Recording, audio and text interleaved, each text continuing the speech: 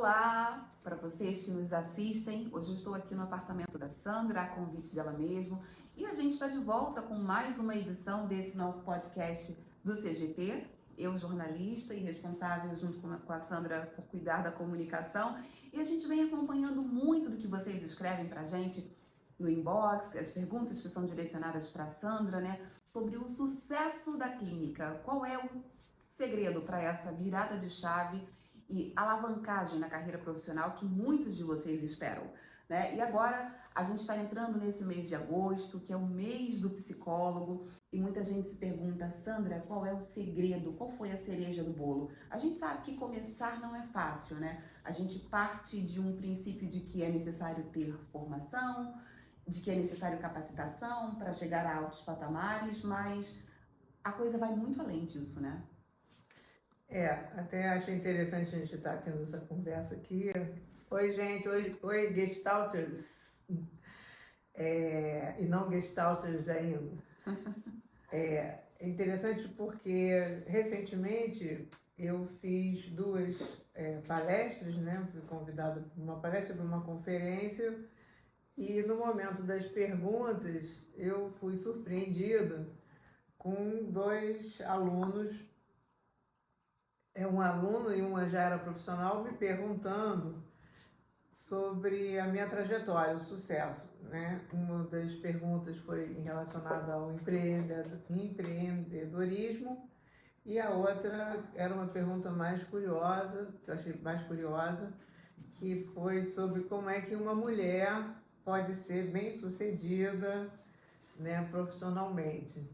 Apesar da psicologia ser uma profissão com muitas mulheres, mas ainda a gente tem assim, muito forte a ideia de que quem vai sustentar a casa, quem vai ser bem-sucedido, né, tem essa expectativa ainda sobre né, o homem, enfim.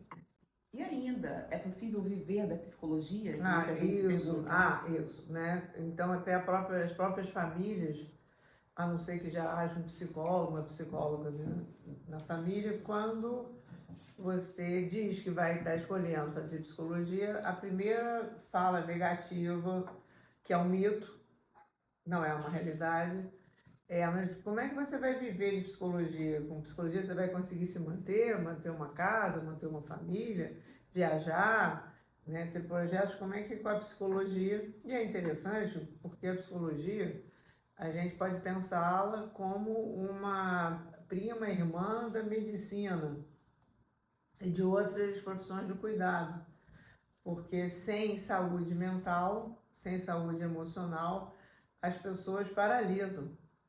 Então, inclusive desenvolvem doenças físicas, né?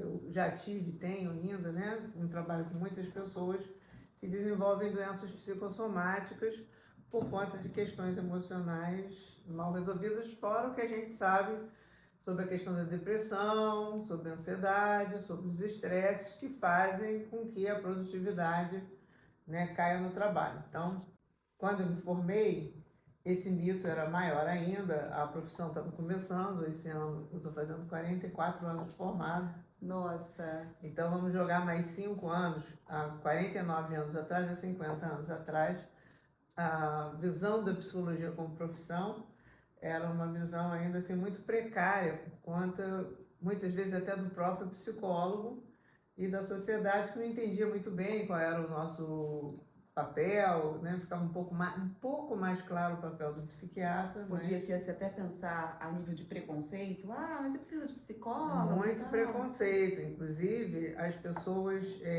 ocultavam nos seus trabalhos ou das suas famílias. Isso ainda existe, mas antes existia mais. Assim, como se você fazer uma psicoterapia fosse algo de ou você era maluco ou você era fraco, porque o outro é que tinha que ler. Você é que tinha que estar resolvendo as suas próprias questões e não uma outra pessoa.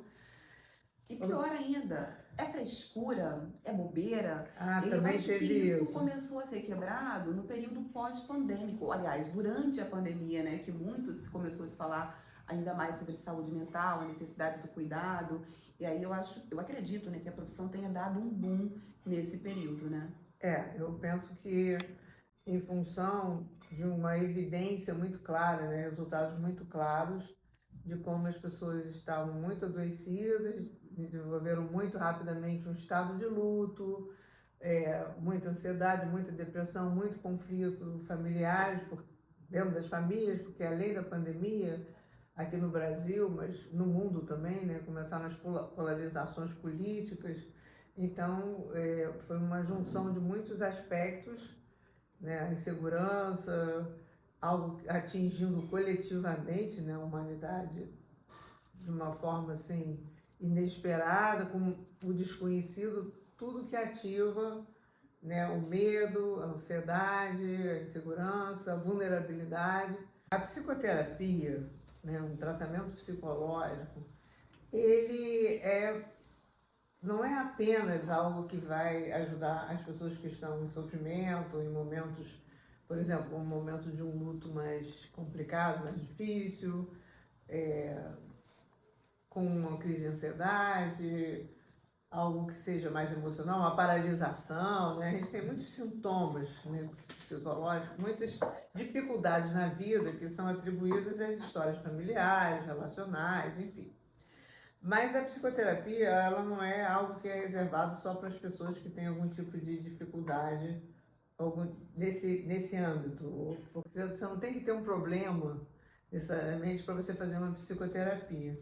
E isso foi descoberto lá pelos anos 70, 80, principalmente pelos intelectuais, pelas pessoas, vamos dizer assim, mais bem informadas no sentido do que seria o ganho da psicoterapia e também, então, a psicoterapia é uma busca de aprofundamento, de autoconhecimento, que para todas as abordagens, no sentido de até melhorar, assim, para todas as situações que as pessoas buscam numa psicoterapia, a mudança, a transformação, ela está baseada no autoconhecimento.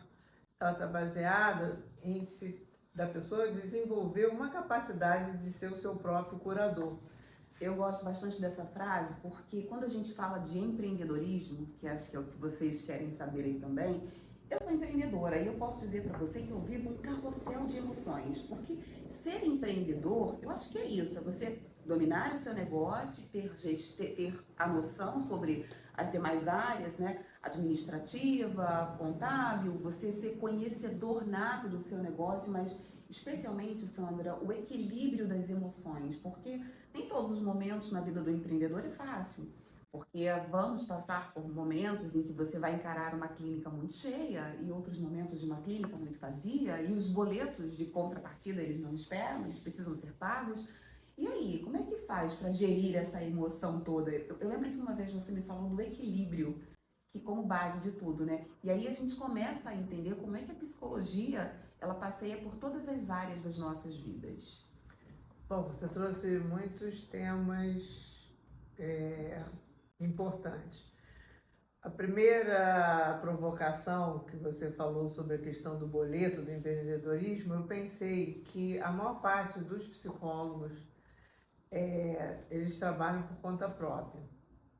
Nós trabalhamos como profissionais autônomos, então um psicólogo ele precisa ser empreendedor dele mesmo, o que significa que ele vai precisar, mesmo que a empresa seja ele vai precisar saber gerir as suas finanças, ter uma noção de mercado, saber como é que ele vai se fazer conhecido, como as pessoas vão conhecê-lo através do seu trabalho, né? Não é eu chegar aqui, a Sandra é linda, sim, mas o que ela faz, o que ela entrega, né?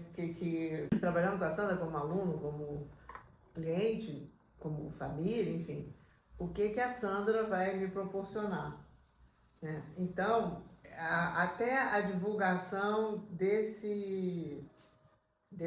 sua capacidade, eu pensei em falar produtos, esse é o serviço, né? Então você precisa saber se empreender. Saber se empreender está relacionado com vários temas emocionais. A gente sabe que é muito comum os psicólogos não terem, por exemplo, ou facilidade ou mesmo não gostarem de uma exposição faz parte até de uma grande gama de pessoas que não se sente à vontade, não gosta. Tem vergonha, tem aquela Tem coisa de se vergonha, auto-julgar, né? tem a questão do julgamento, nunca tá bom, que tem o perfeccionismo. Temos também as pessoas que não gostam mesmo da mídia. E quando eu comecei a minha vida profissional, como é que a gente se divulgava, né? A gente tinha um cartão que eu e alguém entregava, né? Entregava o cartão, o que que você faz, etc. Entregava para alguém, entregava para alguém. Mas cada pessoa se divulgava de uma maneira diferente. Então, haviam pessoas que davam palestras, haviam pessoas que faziam contato com seus médicos, outros profissionais de saúde. Eu ia para congresso e fazia curso desde o início, depois a gente vai falar sobre isso, né? Antes de me formar, eu já fazia muitos cursos. Eu era muito curiosa para poder me ajudar a decidir que abordagem eu começaria a trabalhar, que abordagem eu aprofundaria. Essa escolha fez toda a diferença nesse sucesso de hoje, né? Essa escolha fez toda a diferença. Foi através de um curso que eu fiz, parecido com o que eu faço hoje, de introdução à Gestalt terapia. Claro que eu incrementei, dei uma forma um pouco mais profissional, porque eu tenho essa expertise, né, de juntar conhecimento clínico com o conhecimento, né, da pedagogia e da pedagogia gestáltica. Mas foi um curso bem parecido, que era um curso introdutório, ainda durante a faculdade, fora da carga curricular, que me apresentou a Gestalt terapia. Os colegas também indicavam, mas desde cedo eu comecei então a falar sobre a Gestalt terapia nas faculdades e me apresentar em congressos. E sempre eu procurei, nos congressos que eu apresento, proporcionar um trabalho que tenha originalidade, porque foi o que eu aprendi na universidade, que é importante que os congressos eles serviam para que as pessoas pudessem apresentar algum diferencial. E, ao mesmo tempo, apresentar esse diferencial faz com que você reúna, né, que você olhe com uma visão de guarda-chuva, sobre o trabalho que você está fazendo, os investimentos que você fez, o que você aprendeu com as outras pessoas e deu a sua forma própria. Então, voltando à questão, né, do emocional. Do emocional, de saber ser seu próprio empreendedor. Nem todas as pessoas vão seguir esse caminho de formar uma instituição, e uma instituição que eu diria do porte que o CGT hoje, né, se tornou, como uma instituição formadora de terapeutas, com educação continuada, formação de supervisores e também o atendimento clínico, né, atendimento clínico, enfim, a população bem variada, tanto no sentido financeiro quanto no sentido da demanda, né, individual, casal, família. Isso é uma construção que depois a gente vai poder, né, falar sobre essas questões, o que leva a gente a ser empreendedor, talvez nesse sentido aí mais amplo, mas cada terapeuta, cada psicólogo clínico, ele é um empreendedor do seu próprio trabalho. As pessoas que têm medo, e aí vem a questão das emoções que a gente estava conversando, então essa pessoa que não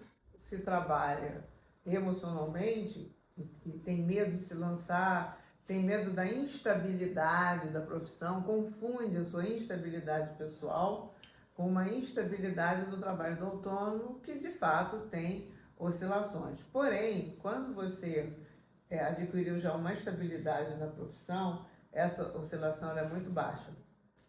E dependendo do que você alcançou, desenvolveu, a própria diversificação, né? Mas eu acho que tem várias salvaguardas que a gente pode ter. Agora, uma coisa eu garanto a você: em momentos em que o terapeuta não está se trabalhando emocionalmente, porque o terapeuta é uma pessoa, né? Durante a pandemia, você fazia terapia e também recebia terapia. Então, se a pessoa que é o terapeuta não estiver trabalhando sobre os aspectos emocionais, inclusive muitas vezes, que eu vou tocar nisso mais tarde, sobre as questões familiares que fazem com que você tenha um direcionamento para o sucesso ou um direcionamento para, eu diria, é forte a palavra, até não é para o fracasso, mas para a imobilidade, a paralisação.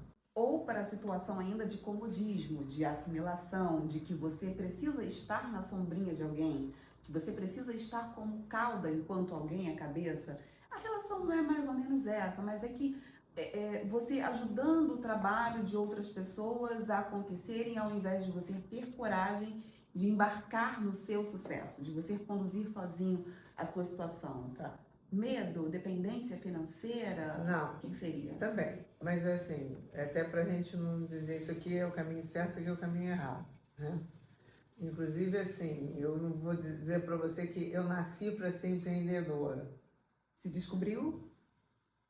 Eu penso que foi uma consequência dos investimentos que eu fiz, mais uma parte da história familiar. O que eu ia trazer é o seguinte, nem todas as pessoas, eu penso, podem ter um trabalho muito grande sobre a sua personalidade, mas nem todas as pessoas serão felizes por estarem numa situação de ponta, no sentido empreendedor. Ponta no sentido de conhecimento é uma outra história. Mas nem todas as pessoas, eu penso, que têm, pelas suas histórias familiares, pelas escolhas que fazem, essa vontade, essa necessidade, porque tudo tem preço. Sim. Assim, não há, essa é uma aprendizagem, né, sobre a vida. Não há nada na vida que não custe. Então, para você ser empreendedor, você tem que bancar o custo da incerteza, de um trabalho a mais. E nem todas as pessoas, mas não porque elas sejam fracas ou porque estão, às vezes sim, acomodadas, vamos dizer, sentando no conforto do braço da família, etc, etc, mas é uma outra questão. Mas pode ser uma questão de uma escolha mesmo, ou a questão da sua organização, vamos dizer assim, emocional. Vou te dar um exemplo. Famílias de funcionários públicos têm um valor sobre a estabilidade. Então, se você teve um avô, uma avó, um pai, a mãe, etc., que são funcionários ou que foram funcionários públicos, eles vão dizer para você que o melhor dos mundos é fazer um concurso. Verdade. Pode ser que você tenha, desde criancinha, uma habilidade para ser líder, uma capacidade para, vamos dizer assim, coordenação, essa gestão. Aí você vai fazer concurso público e você vai se desenvolver lá dentro. Você vai se desenvolver dentro da empresa pública que você optou. E você vai ser diretor dessa empresa, mas você não seria diretor da sua própria empresa. Por quê? Porque há questões emocionais que não foram vistas ou não foram trabalhadas. Então, essa pessoa que vai ser um grande empresário para o Estado, bom para a gente como cidadão, ele seria capaz de ser um grande gestor e desenvolver uma grande empresa. Você falou da criancinha. Quem era Sandra criancinha? Sandra tinha esse quê empreendedora, líder, desde muito antes? Olha, em alguns aspectos sim, em outros acho que não. Vamos pensar assim. Vamos começar pela questão familiar antes de falar da criança Sandra. Porque assim, as expectativas familiares de sucesso, desenvolvimento, essa questão assim mais empreendedora, o olhar não era sobre mim, a seta não estava sobre mim, a seta estava mais sobre a minha irmã mais velha. O que me deixava mais à vontade para ser uma criança que brincava mais, eu tinha que entregar bastante, mas eu achava que quem tinha que entregar mais era minha irmã, né? Eu queria entregar por mim, mas eu estava um pouco mais descompromissada, não tanto, porque a minha família tinha um grande grau de expectativa de entrega escolar. Né? Nós tínhamos que ser excelentes alunas.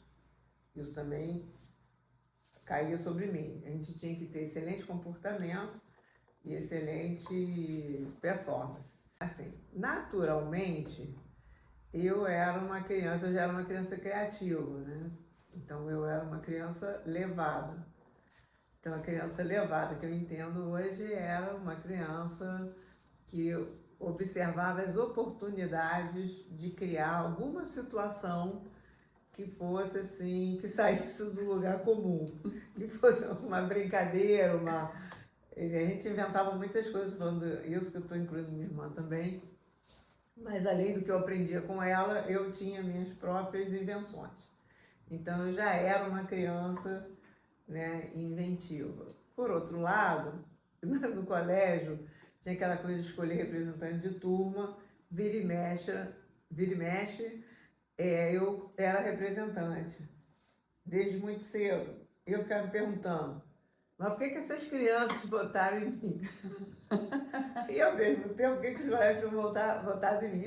Mas ao mesmo tempo, eu tinha me oferecido.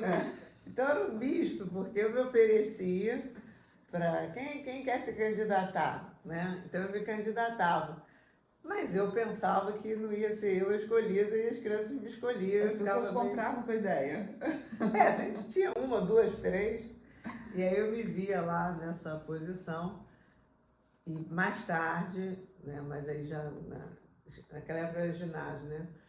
Aí já no ginásio eu acho que eu já tinha mais uma clareza de que eu tinha uma certa liderança. Eu tinha alguma característica de liderar, não era de mandar. De delegar, de saber o que você queria para aquele momento. Eu tinha uma capacidade de atrair as pessoas para as minhas ideias. Como que foi que você deu aquele start, que você sentiu que precisava, que era hora de fundar uma instituição para chamar de sua e registrar e fazer o negócio acontecer? Vamos dar um salto, né, grande. Quem estava lá na infância, no ginásio, eu estava pensando que no ginásio eu estava muito interessada em teatro, eu gostava muito de teatro, e foi inclusive uma das carreiras que eu pensei em seguir. Eu fiquei em dúvida entre psicologia e teatro, né? Tive uma conversa com a minha mãe, que foi bastante boa, e a pergunta dela era se realmente eu queria teatro como carreira ou se era simplesmente algo que eu gostava muito, né? Então, como algo que eu gostava muito, eu podia ter a vida toda, porque na escola, no ginásio, eu criava e dirigia peças. Uau! Foi aí que começou essa percepção de que eu dava uma ideia, gente, vamos fazer aqui um teatro imitando os professores. Eu gostava muito dessa parte assim, mais do humor, né? E pegava livros, fazia adaptação, mas o grande espetáculo mesmo foi a gente imitando os professores. Eu montei cenário, escrevia peça, dirigia, o diabo, né? E aí, a minha mãe teve essa conversa que eu sou muito agradecida a ela, que não era uma conversa faz isso ou faz aquilo, mas esclarecendo algo que eu acho que era bem importante, porque àquela altura tinha muitas coisas que eu gostaria de fazer, mas a psicologia, né, me chamou. Então vamos dar um salto. Então, peraí, antes da gente ir para esse salto, qual é a pergunta que você deixa aqui, para quem ainda está na dúvida sobre empreender, ficar? A pergunta da sua mãe para você foi? A pergunta foi, isso que você quer fazer, você tem uma clareza do que realmente é a profissão? Então, essa profissão, acho que você vai conviver com pessoas que têm uma educação diferente da sua, e você, com essa coisa assim, tua tão criativa, você vai querer repetir um texto todo dia? É a pergunta que fica para você aí. Vamos pro salto, vamos pro Bom, salto. essa pergunta é uma boa, né? O que você tem vontade de fazer todo dia? Porque eu, até hoje, todo dia quero ser psicóloga. Uau! Porque hoje, por exemplo, eu estava lá na praia jogando meu beach tênis, que é outra paixão, e fui lá para a faculdade, porque a gente está atendendo, né, uma pessoa que exige mais atenção, fui dar lá o apoio, né, a estagiário, fui atender junto, fui ver o que a gente poderia fazer para decidir se nós somos as melhores pessoas para estarmos atendendo a essa pessoa ou não. Então, eu acho que quando a gente move essa quantidade de energia para fazer um trabalho, é porque ainda hoje, eu quero fazer isso que tem muito do que eu já fiz, mas sempre tem uma novidade. Vamos fazer o salto. Então, a história é assim. que eu gosto de falar de vez em quando disso. Eu tinha um sonho. Quando eu escolhi fazer psicologia, eu não tinha o sonho de ter uma clínica, nem um instituto formador, porque eu nem sabia que isso existia. Eu queria uma profissão. O meu sonho era assim, eu vou ter uma profissão que me permita ter família, cuidar dos meus filhos, levar meus filhos à praia, pracinha, e conjugar com uma profissão. E eu pensava, naquela altura, que a psicologia me permitiria isso. E de fato foi, né? E de fato foi. Levei minha filha para pracinha, para praia, e depois eu ia trabalhar. Aos sábados eu levava para a escola, né? Depois que ela entrou em período escolar. Mas, desde o início, eu já escolhi uma carreira autônoma. Durante a faculdade, eu experimentei RH, experimentei algumas possibilidades e eu entendi que para eu poder ter uma liberdade de horários e para que eu pudesse, por incrível que pareça, eu escolhi ser autônoma para não viver em segurança de ser despedida. Sim, só que aí a gente entra numa outra questão que é a liberdade de autonomia, de poder fazer o que você quiser, mas também a liberdade financeira. E a gente entende que liberdade financeira vem quando você tem um sucesso profissional, que é através dos cursos, capacitações, construção de bagagem, a autodivulgação, como construção de autoridade, e isso tudo vem junto, né? Então vamos falar sobre investimento. Investimento. Altos investimentos, altos retornos. Então teve o início da minha vida profissional, eu me casei 3, 4 anos depois de eu estar formada, né? Estava ainda bastante no início. No início da minha vida profissional, eu contei com a minha família, né? E eu me casei 3 anos e pouquinho depois de formada, já estava ganhando algum dinheiro como psicóloga, mas contei com o apoio dele para pagar as contas todas da casa, enfim, né? Eu estava me bancando com muita economia, sem comprar bijuteria, joia, nada disso, nem vestidinhos, assim, a coisa, né? Era tudo, eu estava encaminhando tudo para estudo e profissionalização. É o abdicar, né? Então, praticamente todo o dinheiro que eu ganhava, tirando assim as questões básicas, né? Locomoção e começar a ajudar alguma coisa assim, né? No orçamento doméstico, se revertia em terapia, supervisão e cursos. Então, eu desde o início comecei com a cartilha, que era muito trabalho emocional, de autoconhecimento, para trabalhar minha autoestima. O terapeuta precisa poder trabalhar a sua autoestima, porque esse é um dos temas que mais vem à terapia. Então, para o terapeuta não ficar lá identificado, paralisado, tem pessoas que têm outras questões, essa era uma questão minha. Então, um forte trabalho emocional que vai fazendo com que a gente tenha uma autoconsciência de si, autoconsciência de si no mundo, autoconsciência e também consciência das relações. Então, um primeiro instrumento de trabalho é o terapeuta como seu próprio instrumento. Depois, os cursos. Então, assim que eu me formei, já falei que eu já fazia antes, né? Assim que eu me formei, eu vou diretamente a uma formação clínica em Gestalt terapia, já tinha escolhido a abordagem, e a formação em nível de mestrado para ser professor, então uma formação acadêmica. Eu comecei com a Gestalt terapia, eu tinha escolhido a Gestalt terapia, mas eu pensava em prosseguir depois, eu pensava em fazer uma formação em psicanálise, porque todo mundo naquela época era psicanalista. E era chique na época, né? Ser psicanalista. Eu mesma ali no início não tinha entendido direito o que era o que. Era, não só era chique, mas era uma formação consistente. Eles já tinham partido antes da formação e tinha a questão da análise didática, então eu entendia que a formação da psicanálise me traria uma formação consistente, que na verdade eu mesma me dei. O que mais tarde eu transformei no instituto, que a gente vai passar para o momento em que eu me transformo em empreendedora, né? Então, assim, o primeiro empreendedorismo que eu fiz foi sobre mim mesmo. Inclusive, de vez em quando eu faço uma frase que eu vou fazer agora, que eu contei isso outro dia para os meus alunos, teve um aluno que riu, ele achou engraçado isso.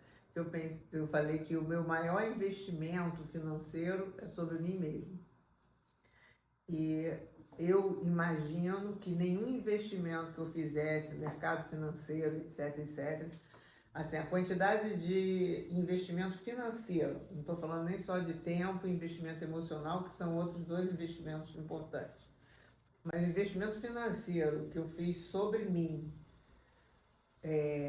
pagando terapia, supervisão, curso, viagens para os Estados Unidos, alimentação fora do país, não ganhando aqui. Tudo isso foi com o meu dinheiro, foi com o dinheiro que eu ganhei nos primeiros anos, e eu viajei com dinheiro fruto da psicologia, para fazer um curso com a pessoa que era a maior referência mundial na Gestalt terapia, que é o Erwin Poster, Miriam Poster e a equipe deles. Então, todo esse investimento, se a gente transformar isso aí representou X de dinheiro. Se a Sandra tivesse feito esse investimento no mercado financeiro, ela hoje estaria tendo como dividendo o que hoje ela recebe como terapeuta. Não sei, gente, que essa ideia surgiu agora. Mas enquanto eu estava formulando isso, eu pensei assim, se o investimento de todo esse dinheiro, que na verdade muito desse retorno financeiro veio do investimento que eu fiz, mas vamos imaginar que o dinheiro caísse do céu. E se esse investimento fosse feito, no meio do meu pensamento eu pensei assim, eu não teria sido tão feliz. E eu não teria vivido tantas experiências e construído tantas coisas para mim e para as pessoas. Então, assim, todo início do ano tem um ritual que eu faço. Ah, eu já conheço. Um ritual que é de Reis, que eu mordo umas sementinhas, bebo uns golinhos de vinho, que é para prosperidade, e eu gosto muito da frase desse ritual, que é pedir aos Reis Magos para me dar dessa semente para ter e para dar. Então eu penso que todo esse investimento que eu fiz, ele também foi um investimento que me proporcionou me dar e também dar às pessoas. Então assim, vamos voltar para o sonho. Acho que esse é o verdadeiro sentido da palavra prosperidade. A gente não está falando de riqueza, a gente está falando de prosperidade, né? De você poder entregar também parte de você, dessa construção toda, para o outro, que acaba sendo parte do teu processo também, né? Eu li, não sei onde, e não li também uma vez só, que a gente gosta mesmo de ajudar o outro. E quando isso está muito profundamente ligado, não no interesse imediatista, quando ele vem muito dessa natureza, né, de que eu estou ajudando o outro, eu estou me sentindo feliz porque eu estou colaborando, tem gente que é meio chato, né, porque você não quer aquela ajuda, a pessoa fica ali insistindo.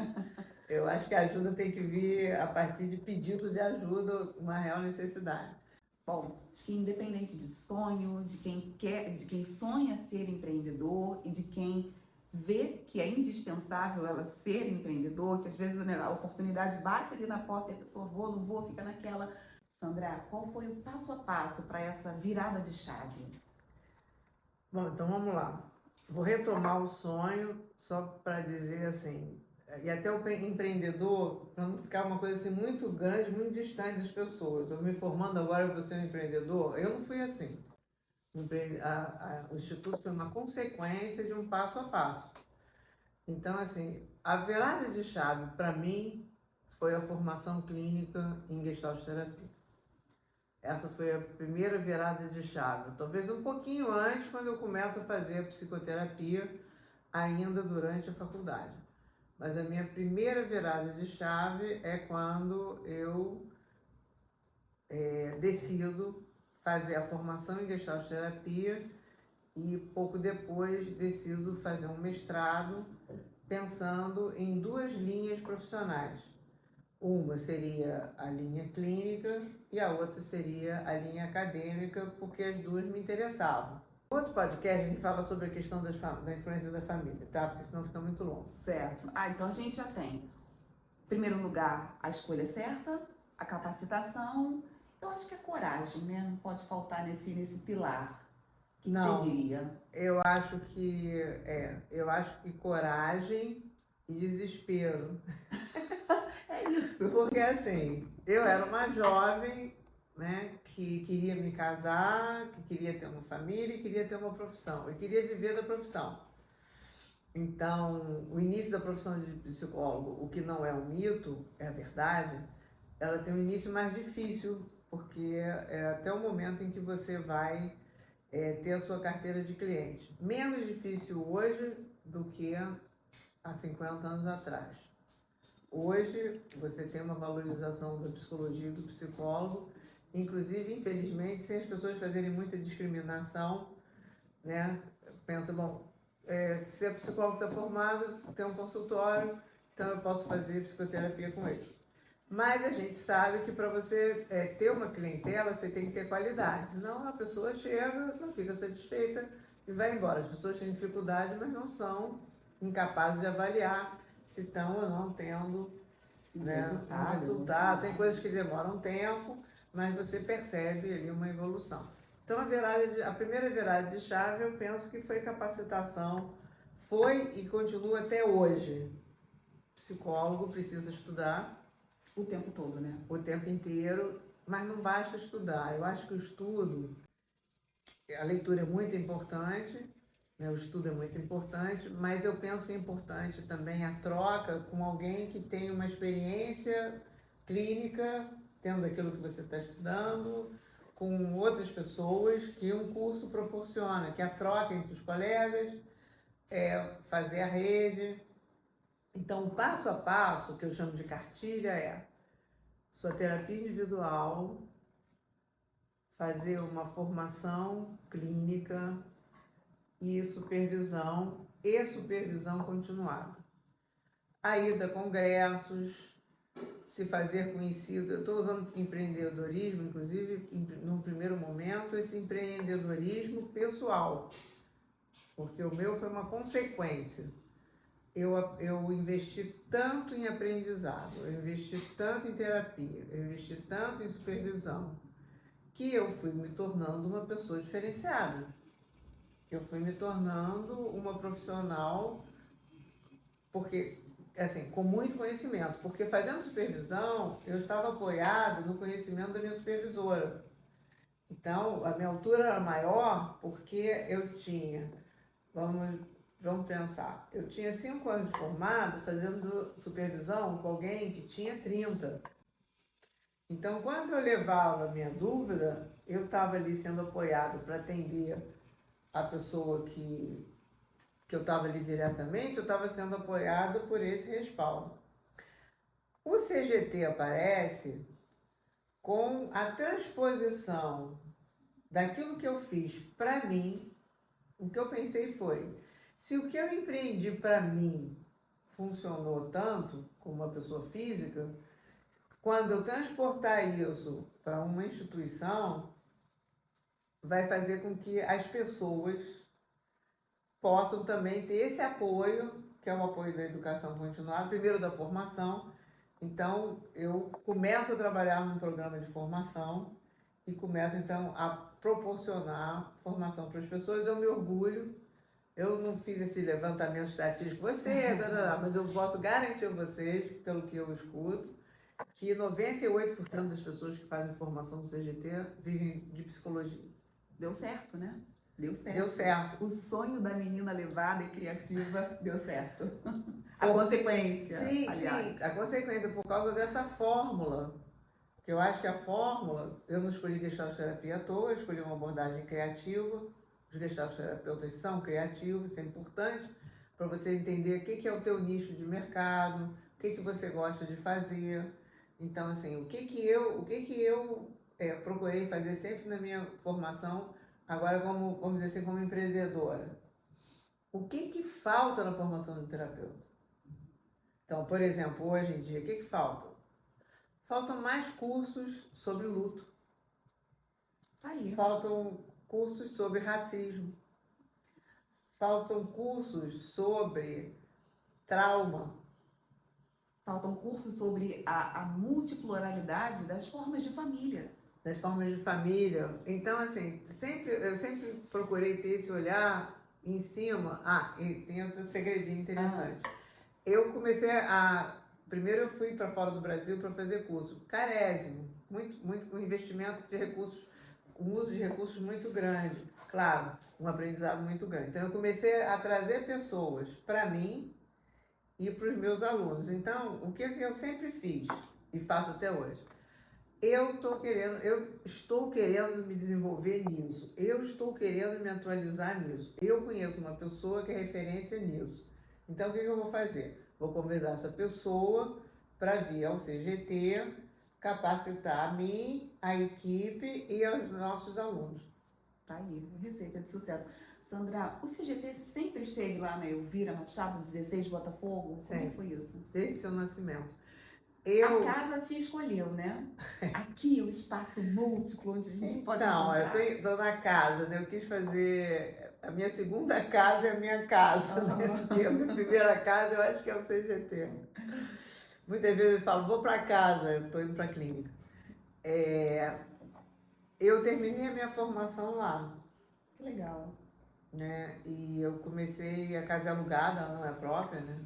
E eu comecei alugando do casal que se separou, aí eu fiquei na herança para ela, já faleceu, e agora eu estou na herança da filha.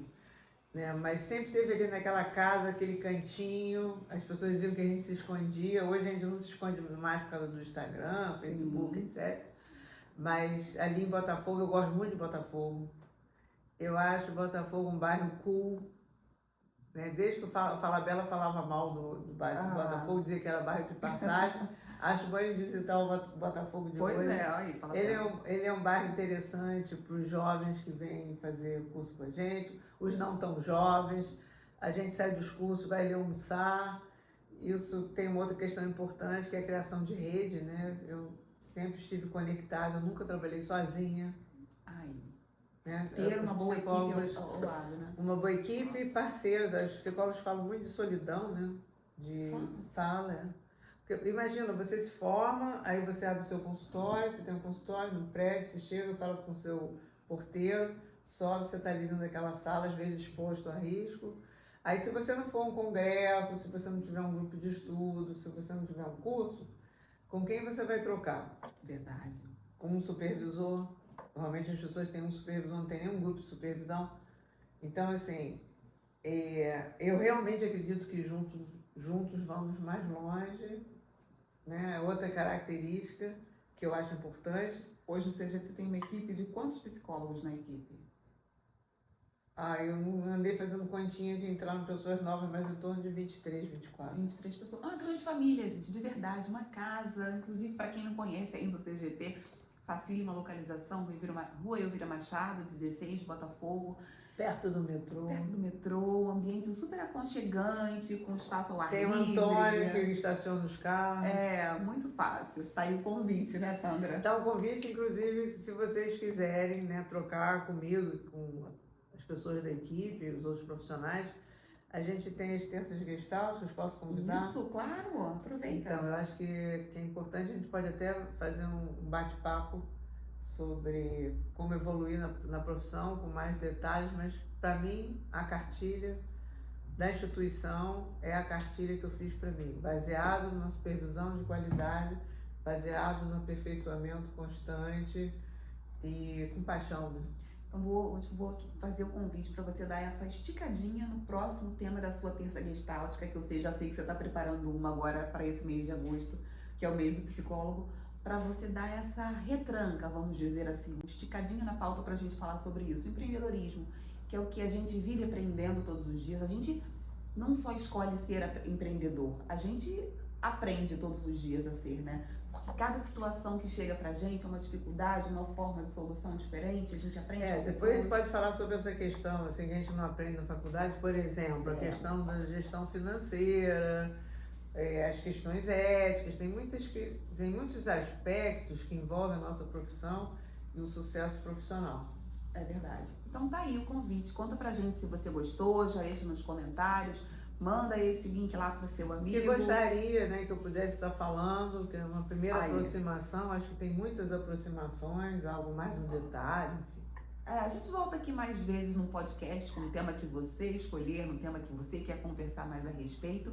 E tá feito o convite. Se você ainda não segue o Instagram do CGT Sandra Salomão, aproveita lá, já clica para você ficar por dentro de todo o conteúdo, cursos, palestras, atividades clínicas, de capacitação. E tem novidade chegando, não é isso, Sandra? Tem novidade chegando, que a gente está aí ampliando o nosso corpo clínico, ampliando a nossa clínica, porque a gente tem o que entregar para as pessoas que querem se desenvolver emocionalmente, que querem ter uma vida mais feliz. Então tá aí o recado da nossa mestre Sandra Salomão, diretora do CGT, professora da PUC, com 1001 outras especializações, né? E atividades profissionais. É verdade. A gente vai ficando por aqui. Tchau, tchau. Até a próxima. Tchau, tchau.